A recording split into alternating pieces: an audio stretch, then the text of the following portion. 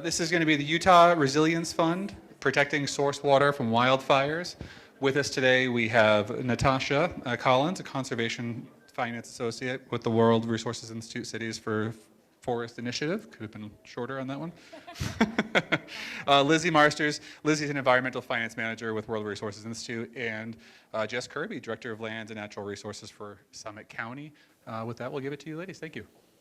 Thanks.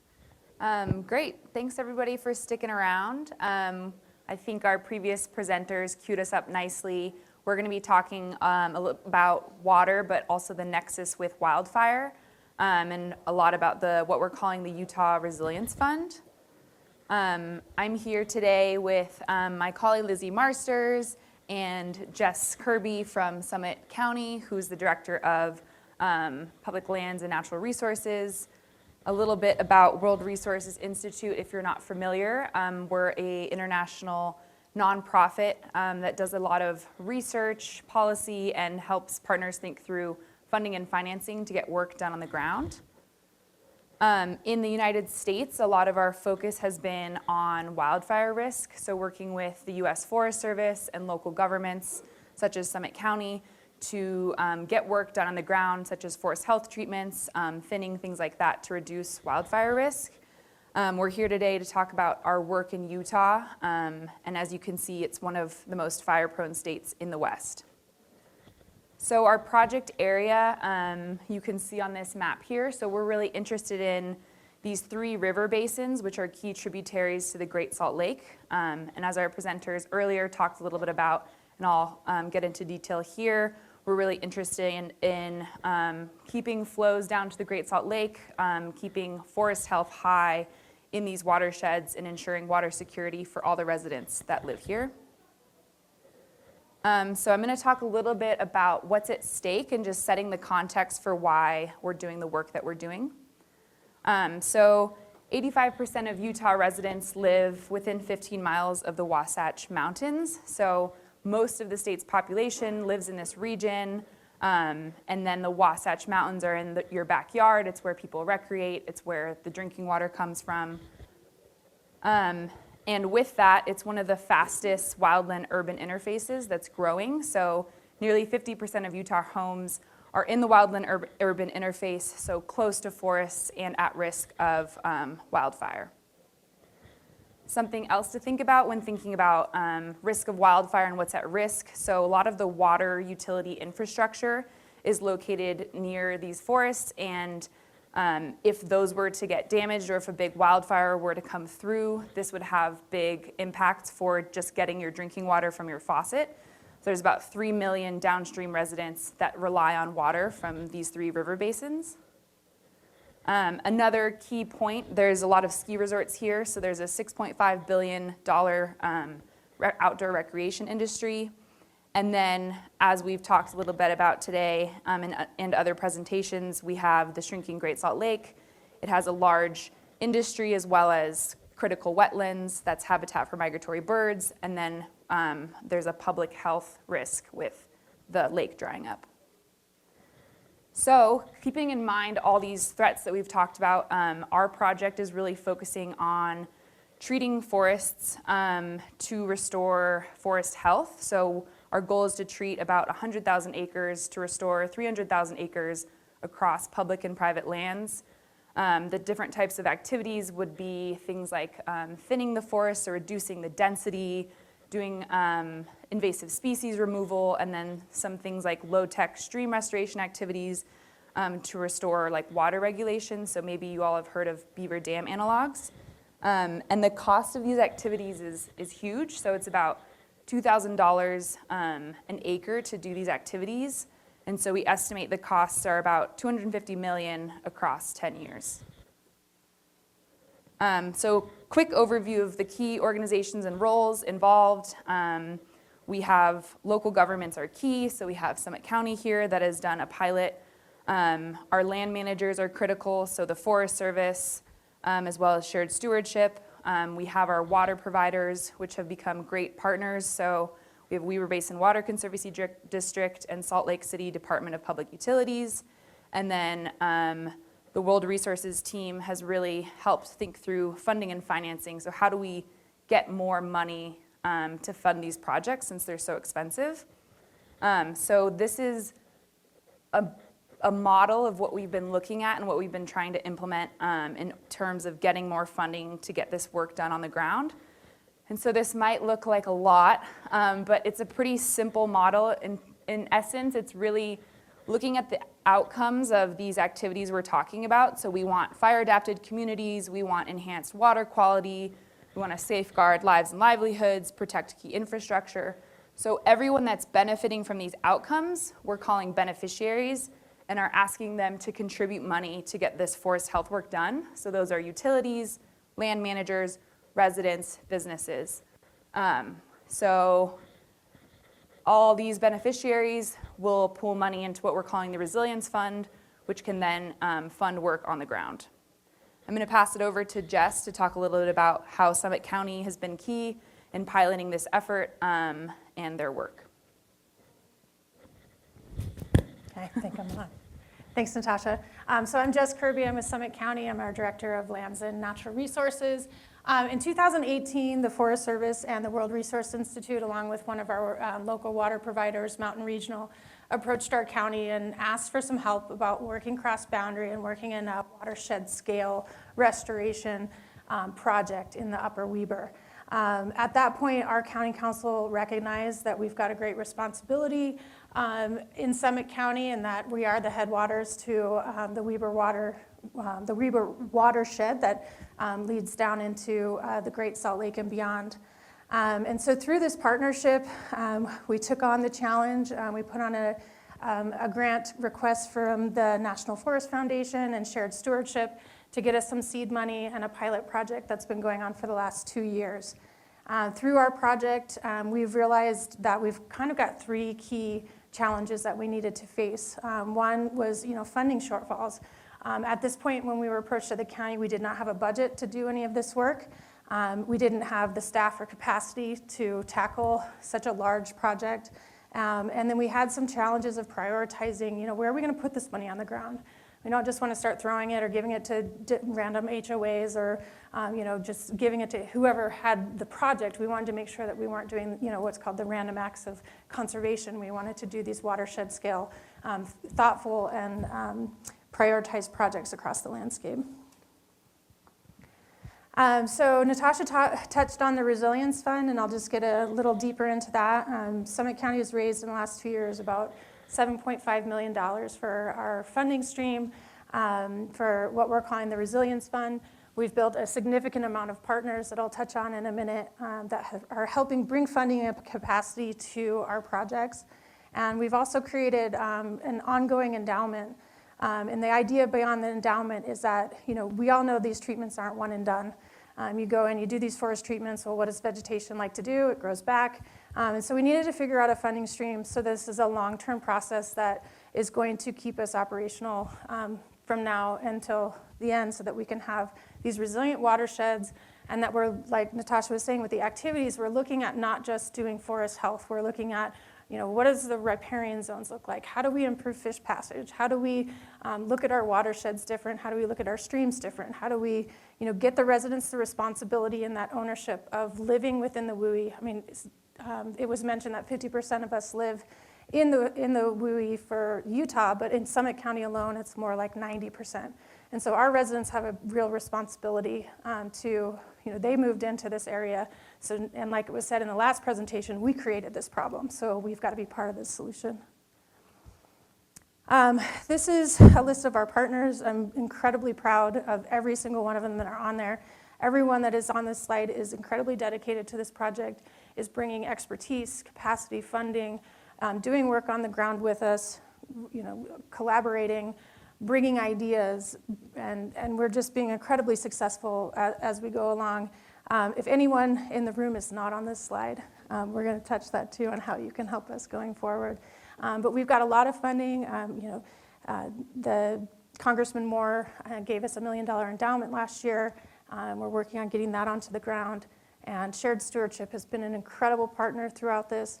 And I do want to mention, so our role as the county is to assist Shared Stewardship in their mission. We're not replacing any one of these agencies. We're being the ball to keep it rolling. And then the wildfire crisis landscape projects. The U.S. Forest Service was seeing what we were doing, and they said, you know what, we need to put some money down too. And so Region 4 was actually selected this past year as a critical landscape and has been receiving a significant amount of funds to contribute to not only our project, but other projects around the Wasatch Front. So a significant partner in this.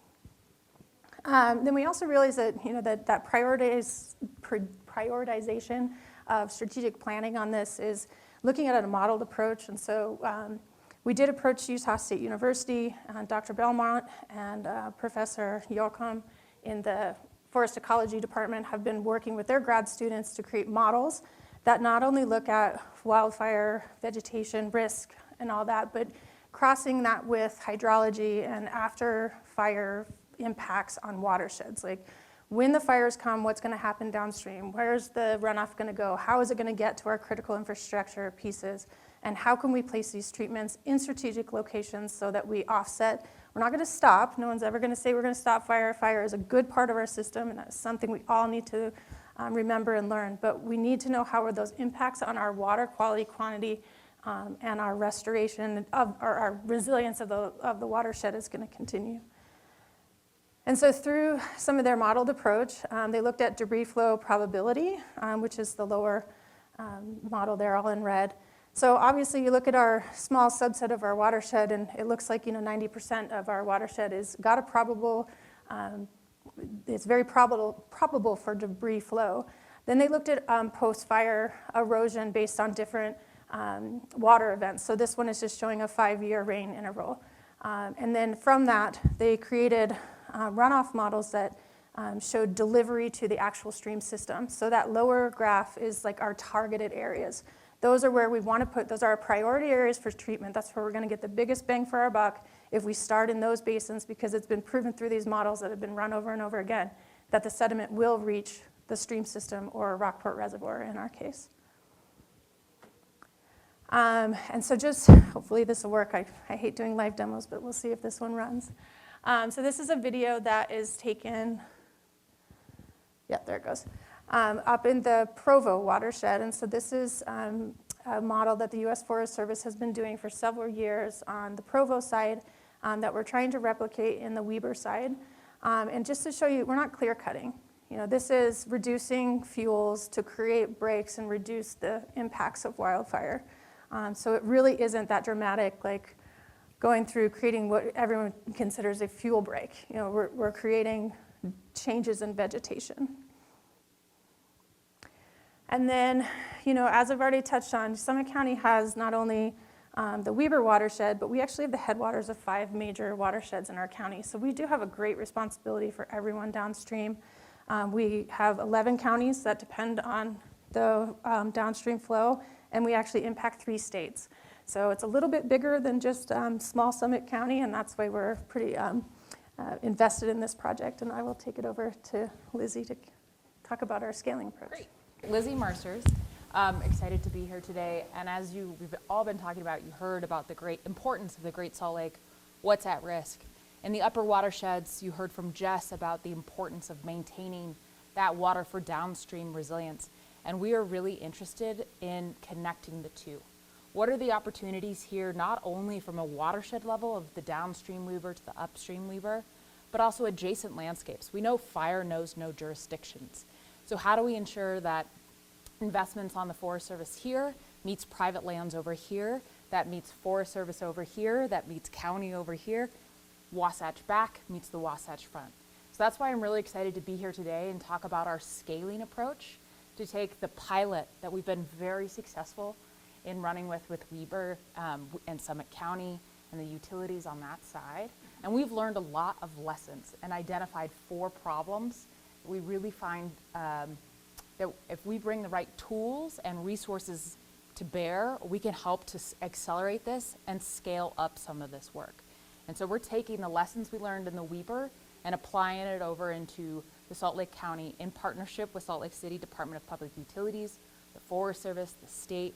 And so just creating from the back over to the front and trying to make sure there's connectivity here in terms of resilience as well as looking downstream towards the Great Salt Lake, how do the headwaters make sure that they're investing in resilience and ensuring that the water flows that are started there are maintained with quality down to the bottom. And so we're trying to think big, but how can we all be partners to collectively do this? So the 4 challenges we identified was funding first and foremost. You might think with the feds having so much money now, maybe that's not such a problem, but we'd like to articulate that it is. Then 2, the geographic expansion. How are we ensuring landscape scale resilience? And 3, this work is going to take a lot of work, a lot of effort from everybody, from partners. So how do we add capacity in the right places to ensure that those with the skill sets, with the experience, with the expertise can do what they do best? And finally, there's been incredible work already happening in this space. So how do we not duplicate, but rather elevate and work in partnership and coordination to ensure that there's connectivity between what is happening here and what's happening over here, so that our, actually I'm going to argue, limited amount of dollars can go farther, and then a limited amount of people can do it, can achieve it together. So that's our ambitious goals, and we have received funding from the Forest Service, from the U.S. Endowment, to help us be better partners to all of those who are working on the ground. I'm going to talk briefly about those 4 components. So first, you heard from Natasha here about the Resilience Fund. We've been enormously successful in partnership with the state, with the feds, with the county, in raising about $7 million to do this. We are holding ourselves accountable to raising $2 to $4 million more in the next 3 years. This is a drop in the bucket in terms of what's needed, but it's being done by pooling together everybody's contributions. Everybody has a piece of this pie, and how do we pool our money together to be more effective? And so that's a space where I'd love to see Utah be the best state here at pulling all the IRA and the bill funds, but to do that, we need state to match it. We need utilities to match it. We need residents and businesses to match it. So how do we pool this together to be a really strong, compelling financial package to unlock as much money as we can? But those are short-term goals. That's just to get money done for designing, planning, implementation on the ground now to do resilience today. But what happens in 5, 10, 15, 20 years when we know IRA and bill funds aren't there? We're back to our limited amount of state and local funds. What do we do? How do we grow the pot such that we're not reliant on future windfalls from the feds? That's where the endowment comes in, and we're committed to working with the state to capitalizing that endowment to ensure that that money can get invested today to kick off dividends to pay for it in the future. And that's something we're really excited and want to put our money to, our partners and our resources together to capitalize. The next piece is the expanding geography. This is a huge geography. There are many people working in here already, but you've heard from our previous presentation, or from the previous presentations, how important this is to think through maintaining the upper watersheds and the downstream connectivity to delivering water to the Great Salt Lake. And so we're focused on ways in which we can partner and scale some of that and take some of that funding and redistribute it to those that are doing work on the ground here. And so we're really focused right now, as I mentioned, on the Weber and Jordan, making sure there's connectivity between these adjacent landscapes, and then also exploring opportunities in the Bear. And to do that, we're really excited to add additional capacity in partnership with our utility partners. We are hiring a position to help do coordination, on-the-ground implementation with Salt Lake City Department of Public Utilities and Weber Basin District, Conservancy District. And through these utilities, we're ensuring that your source water is protected as these state and federal agencies are planning and designing these treatments. The goal here is to elevate priorities that are beneficial to you all. And we're also working with Central Utah Water, who is very concerned after the Strawberry Ridge fire and is also putting money towards fire resilience and staff capacity. And so really thinking through how do we partner together utilities who have an incredible risk understanding of what happens when you lose infrastructure with those who'd have ecosystem experience understanding that comes through the Forest Service, the state, and private expertise. So really, this is an incredible model of combining expertise. Finally, increasing coordination. We'd love for you to be on this slide. We have new geographies. We want to raise new amounts of money. Sorry, we'll be upfront about that. And we want to partner with you to make sure the work you're already doing connects into this larger piece. We do not want to be duplicative, but we'd love for you to join in this effort and see in the ways we can all bring our strengths together to collectively unite towards this huge goal that we have. So in 10 years, here's what I'd love to see. I'd love to see us have 300,000 acres treated that have been fully funded and have the funds with which to do a much cheaper reentry treatment. I'd love for us to have water security for everyone in the Great Salt Lake area and the Wasatch Mountains. This area is growing really fast. How do we ensure and protect the water resources we have today so that it's there for future generations? I want to see to have more collaboration amongst public-private partnerships. We're going to do this by really engaging with private landowners. I want us to see jobs in this green restoration economy and ensuring that those are sustainable for those who are working in that workforce. And finally, most of all, maybe we want to see the ecosystem resilience here. Fire is an important component of it. Our watershed health is an important component of it. The connectivity between all these jurisdictions is an important component of it. So how do we work together towards achieving that goal? And that's where we would love to partner with you all in this effort. What are the problems we need to address? And therefore we can find the right tools to bring to it to achieve this vision. So with that, I know we just threw a ton at you, so we want to make sure you absorb it all and open it up for questions or concerns or feedback or ways in which we can partner better.